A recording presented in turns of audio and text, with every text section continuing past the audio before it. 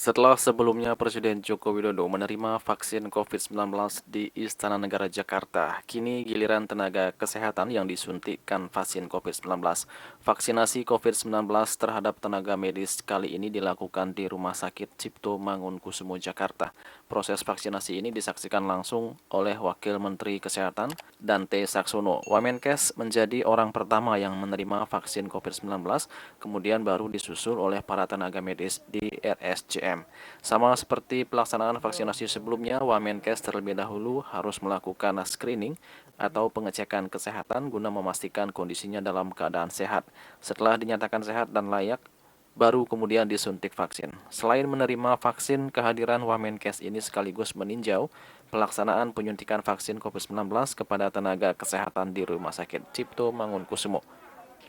Dalam sambutannya, Wamenkes mengatakan bahwa vaksinasi kepada tenaga kesehatan akan dilakukan secara bertahap dan berkala, mengingat tenaga medis merupakan garda terdepan dalam memberikan pelayanan publik dan bersentuhan langsung dengan pasien COVID-19.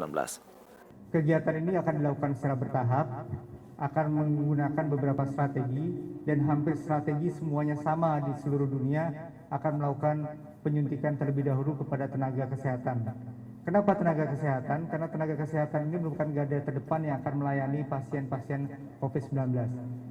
Akan ada 1,4 juta tenaga kesehatan yang akan disuntik vaksinasi secara bertahap di seluruh Indonesia. Setelah tenaga kesehatan nanti akan diprioritaskan kepada publik yang melakukan pelayanan kepada masyarakat. Penyuntikan ini tentu saja karena dilakukan secara bertahap, maka tidak akan mungkin mempunyai kekebalan sesaat itu. Yang paling penting adalah bahwa kekebalan ini akan tercipta setelah 2 atau sampai 6 minggu pasca penyuntikan yang kedua.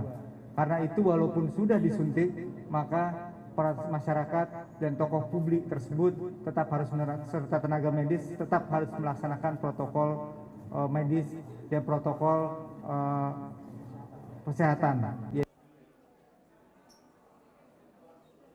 Sekiranya ada sekitar 6.000 tenaga kesehatan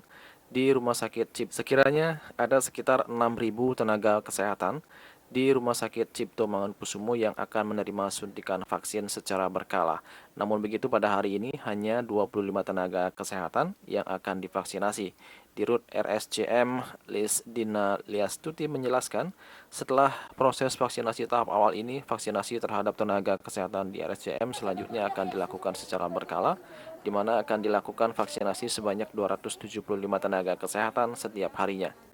Perlu dilaporkan pada pagi hari ini, kami melakukan kick off vaksinasi terhadap 25 tenaga kesehatan. Namun untuk 6.000 seluruhnya akan kami selesaikan dengan setiap hari melakukan penyuntikan terhadap 275 tenaga kesehatan secara berkala.